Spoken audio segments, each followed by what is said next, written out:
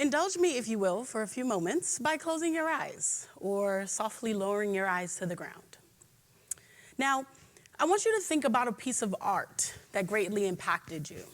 Maybe it was in the halls of a gallery or a museum. Perhaps it was on the side of a building or sprayed across train cars. Maybe it was a show or an exhibit hosted at a formal venue or even in someone's living room. Wherever and whenever it was, I want you to envision it and remember what it felt like to engage with the piece. What was it about? How did it make you feel? What did you do with those feelings? Now, take your time opening your eyes or lifting your gaze. You may be wondering if the point of that activity was to give you a quick chance to nap after coffee. I assure you it wasn't. No, the goal was to underscore the power of arts to change our lives. Many of you, all of us, can think about that moment. Many of you may still be thinking about it, where we engage with a piece of art that sparked curiosity, imagination, joy, hope, anger, sorrow, and more. What if I told you that an entire field exists to use the power of arts, the same power that you all just recalled, to spark conversations about inequity and affect social change? Well, it's called artivism, or arts-based activism. And I propose that it can give us renewed tools to engage with the changing climate and possibilities to address disasters. 10 years ago, I founded Behind the Walls, Between the Lines, a movement to deepen the awareness of the legacy of racial inequity in America, particularly within carceral control, and inspire activism aimed at its dismantlement. Behind the Walls uses spoken word and other artistic mediums as a platform to tell stories, to reclaim narratives, and activate the power of those that are directly impacted to catalyze change. We've hosted countless workshops, screenings, community discussions and dialogues, virtual series, and partnered with advocates, activists, community-based, and cultural organizations worldwide.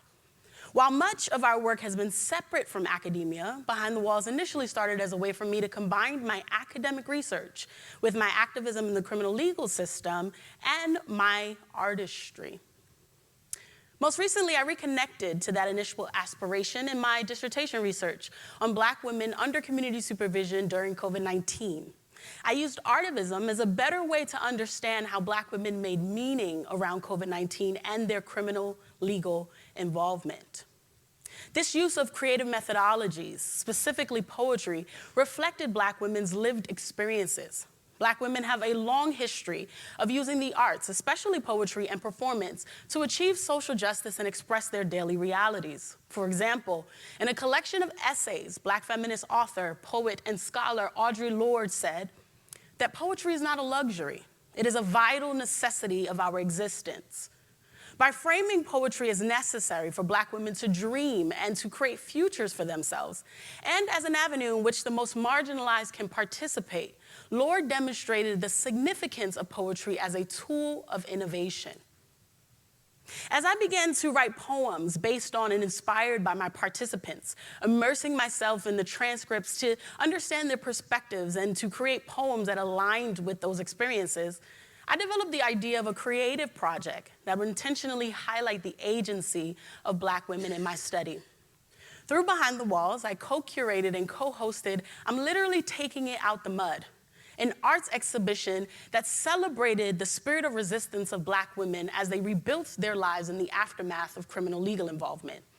I did so in collaboration with my participants, the Jane and Littleton Mitchell Center for African American Heritage of the Delaware Historical Society, and a local exhibition designer, Janae Nichelle. The exhibit featured the stories of my participants, these Black women under supervision during COVID, through audio, visual, and spoken word representations. The exhibit was executed in 3 distinct phases. First, the physical exhibit, which you see here. We opened with that.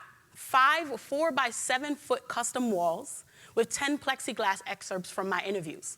Attendees could take their time engaging with the exhibit, writing their reflections on Post-it notes, and then later sharing their thoughts with the audience. Second phase of the event consisted of performances, where I performed spoken word pieces that I had written about my participants, and a Black woman formerly incarcerated and under supervision also performed. The third phase of the exhibit was a panel discussion featuring the women sharing their experiences on supervision and making meaning around resistance in their supervision journeys. Beyond a method of dissemination, I'm literally taking it out the mud, served as a form of tellings, a standalone framing of the experience of Black womanhood.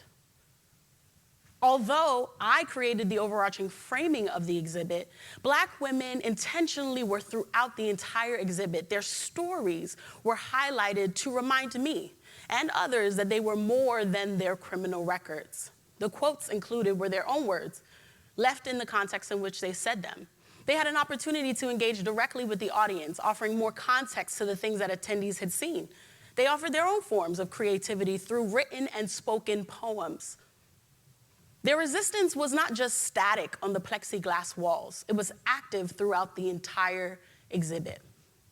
So, what does that have to do with disasters? Well, as disasters increase in frequency and severity due to climate change, and all communities become more exposed to hazards, disaster preparedness is critical. Yet even more so, it means that our understanding and our very definitions of disasters must expand. How do we include mass Black death, or the disproportionate killing of Black people due to state-sponsored violence in our definitions of disasters? Where do mass incarceration, mass supervision, and mass criminalization for communities of color fit into disasters? How do we account for the routine injustice built within our social institutions in our frameworks for disasters? Well, artivism is one answer. Artivism allows individuals to tell their stories and reclaim those stories without the traditional barriers of power and privilege. It gives people these stories, these accounts of these routine experiences of justice can help us to better understand how disasters truly impact these communities. These communities are not just invited into the conversation, they lead it, and they are given the platform that would otherwise not be available. Artivism is a powerful way to build solidarity across race, gender, ethnic, class, socioeconomic status, political affiliation, and geographic lines. If we are to build innovative approaches to preparing for and responding to disasters and building individual and community resilience to disasters, we first need to know how they impact the most marginalized of our society. Even if I had read every single textbook that ever existed on the collateral consequences of incarceration, seeing Shantae's words on that plexiglass or hearing Naquaja's spoken word performance brought those impacts home. Because artivism humanizes. When we recognize the full humanity of those around us, we can tap into limitless ingenuity and creativity. So I ask you to recall again the piece of art from the beginning of this talk. What if you could change someone else's life in the same way?